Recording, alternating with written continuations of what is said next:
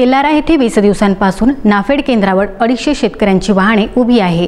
याकरिता स्वाभिमान शेतकरी संघटना आंदोलनाच्या पवित्र्यात असल्याची माहिती देण्यात आली।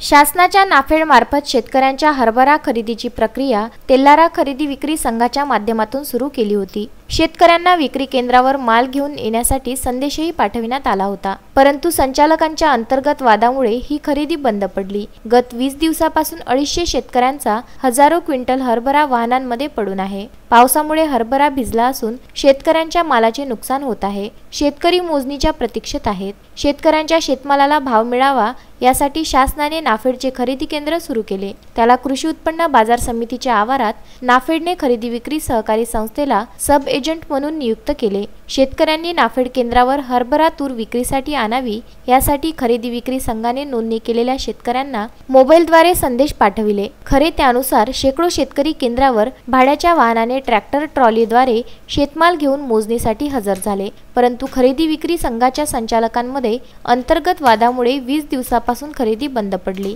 14 व 15 जुलै रोजी जोरदार पाऊस पडला, तेव्हापासून हरभरा खरेदीही बंद पडली। हरभरा मोजणी सुरू होईल या प्रतीक्षा असल्याने शेकडो शेतकऱ्यांच्या हरभऱ्यासह भाड्याच्या वाहनामध्ये ट्रॅक्टर ट्रॉली उभ्या आहेत। पावसामुळे अनेक शेतकऱ्यांचा हरभरा भिजला असून शेतकऱ्यांचे नुकसान होत आहे। आधीच निसर्गाचा लहरीपणा, बोगस बियाणे यामुळे शेतकरी हवालदिल झाला आहे। त्यात नाफेड अंतर्गत राजकारणामुळे शेतकरी भरडला जात आहे। नाफेडने शेतकऱ्यांच्या मालाची खरेदी करावी, अन्यथा स्वाभिमानी शेतकरी संघटना मोठे आंदोलन करेल असा इशारा देण्यात आला आहे। स्वाभिमानी शेतकरी संघटना जिल्हाध्यक्ष अकोला, आज आम्ही सर्व शेतकरी संघटनेचे कार्यकर्ते या लॉकडाऊनच्या काळातही आज तेलाऱ्याला आलो आहे।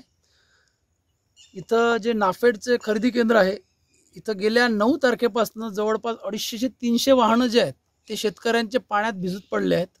याला कारणीभूत इथलं सहकार विभाग, DDR कार्यालय, ARO आणि DMO, त्याच्यासोबत इथली खरेदी विक्री संस्था जी आहे, जी हे नाफेडचं आज पूर्ण खरेदी करत आहे, इथली ही पूर्ण मॅनेजमेंट, इथले अध्यक्ष व सगळे संचालक आहेत।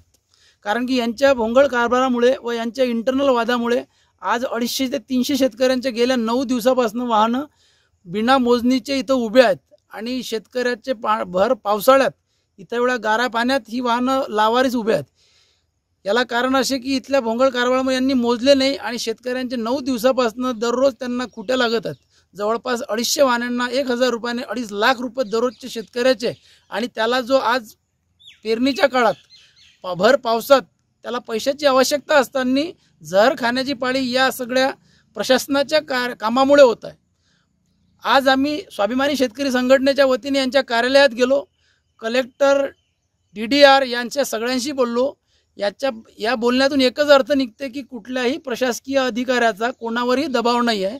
हा सगळा भोंगळ कारभार आहे आणि इथं सगळे शेतकरी वेठीस धरले गेलेले आहेत। आज या न्यूज चॅनलच्या माध्यमातून आम्ही स्वाभिमानी शेतकरी संघटनेच्या वतीने असे जाहीर करतो की येत्या 2 ते 3 दिवसात जर हा प्रश्न मार्गी लावला नाही प्रशासनाने, तर इथं भलं मोठं आंदोलन उभं करू व या शेतकऱ्यांचं झालेलं नुकसान आहे ती ही सेवा सहकारी सोसायटी, जिने ह्या इथं नाफेडची खरेदी केंद्र चालू केलेलं आहे, यांना हा त्यांच्या नफ्यातून द्यावा लागेल। व जोपर्यंत इथला दाना प्रत्येक ट्रॅक्टर मोजला जात नाही तोपर्यंत आम्ही चैनीत यांना राहू देणार नाही।